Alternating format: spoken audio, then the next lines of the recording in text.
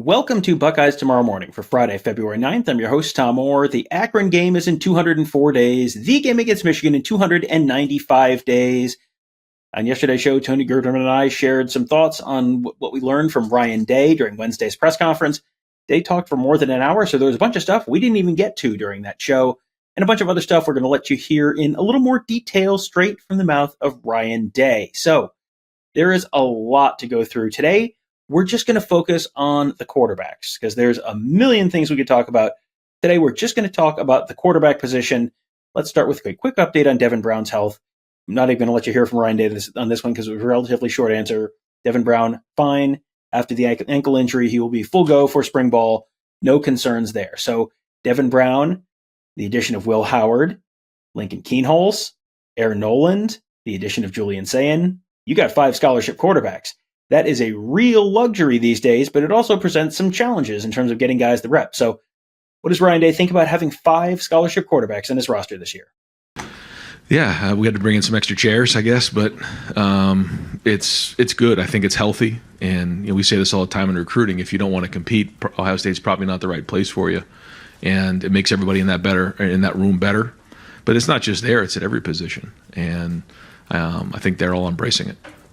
How is Day planning to manage the reps between 5 different guys this spring? Because you got a lot of guys who need to get snaps, and there just aren't that many snaps to go around. Yeah, just going to try to get as many reps as we possibly can of team reps, 7-on-7 reps, and we need to get the guys as many reps as they can. It's not just at quarterback; it's at other positions, but that means there'll be a lot of reps out there for the guys. But we're going to be smart this spring in terms of there's certain guys that have played a bunch of football, and those guys are in a different situation than guys who just came in January. And then you have guys that are in the middle there who have played some football but really need this spring to grow and build.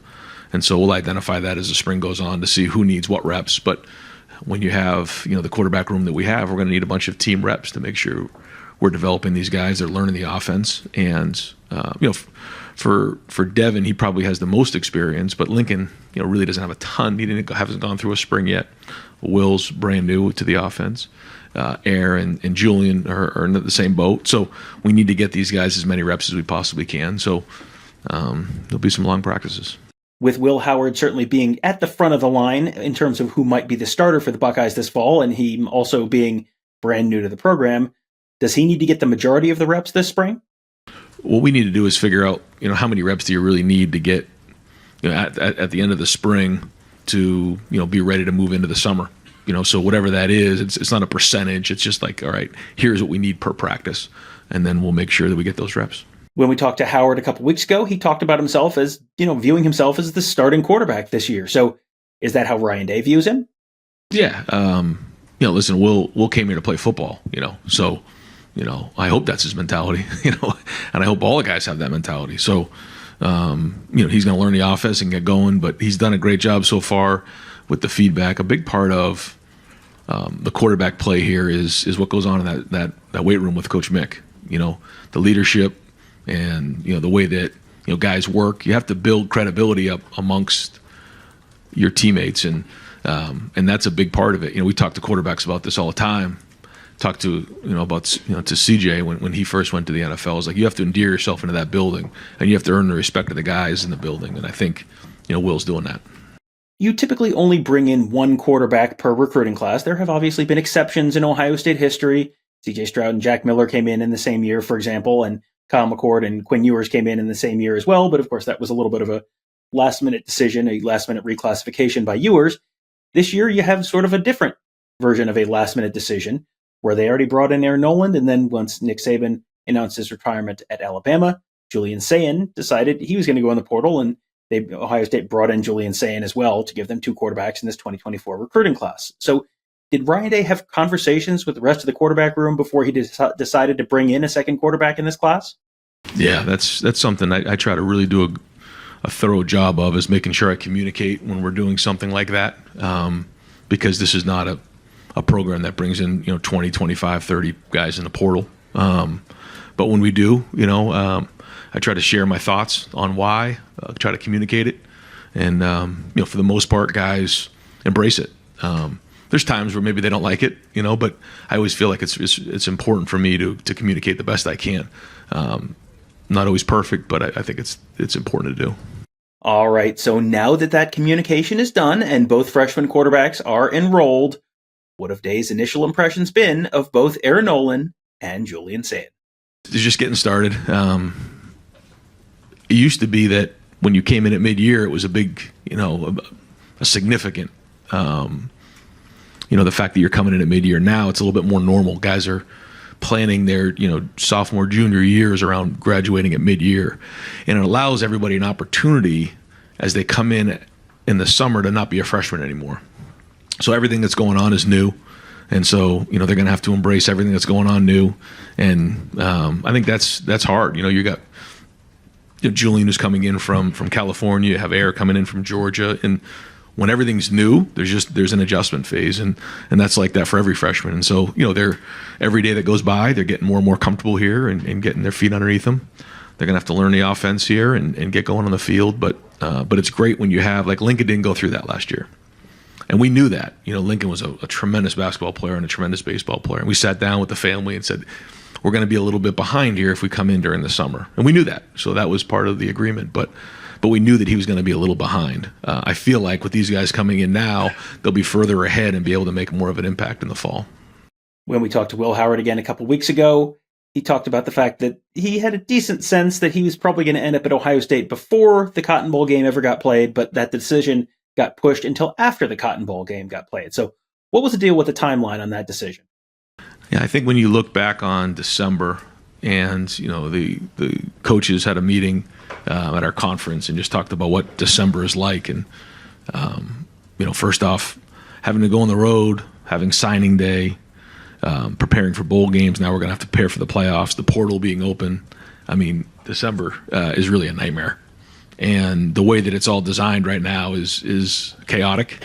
That's all kind of a blur, quite honestly, to me, like how that all played out. But you have to try to have contingency plans in place for things that happen, whether it's at certain positions, whether it's in your coaching staff, because things change quickly as we've learned and will continue to learn. And I think that's what's really important is that it's our job as coaches and my job as the head coach to continually make the right decisions for planning ahead to sustain what we've done, and now obviously chase that top 1%, 2% to finish off some of these games at the end of the season that we need to do, and reacting, but not overreacting as well. And so you have to have contingency plans in place, but you also have to make sure that you're being transparent, and I think we found that balance. You obviously have to get your quarterbacks enough reps to figure out who your starters are, but you also have to figure out who's number 3, who's number 4, who's number 5 on that depth chart. So when you have 5 guys you're trying to get snaps during the spring, how do you make sure you're getting an accurate evaluation of all of those guys? Yeah, we're going to try to do everything we can to get them as many reps as possible. Certainly the Julian thing was not something that we planned on. When you sit back at this time last year, you don't say, okay, here's how we're going to look at this point next year. But when it became a situation that was available, we felt like it was something that we could really enhance the room. And so we did it. And we've had situations before where that room has been crowded, but the cream usually rises to the top on this thing. And so we're going to do everything we can to get as many reps as possible, and then rely on, myself, Bill, our experience of seeing quarterbacks over the years and recognizing the traits that it takes to be a starter. And finally, I thought this was an interesting one on Will Howard, who said earlier he doesn't really think himself as a running quarterback. His stats would say otherwise. He had roughly 1,000 yards rushing on the ground at Kansas State. So this was an interesting answer from Ryan Day on Will Howard as a runner. One of the things we got to do to win the last game of the year is run the football. And in order to do that, you want to have somebody that at least needs to be accounted for in the run game. If the other defense says, well, he's not a threat at all to run, that certainly changes the angles, changes the numbers, leverage, all the above. And so that was one thing that I wanted to make sure we had. And I think when you look at the guys we have on our roster right now, they all have the ability to do that. Started with that. Then from there, okay, how do they throw the football? What's their size? What's their intelligence? All those things. But we wanted to make sure there was enough of it.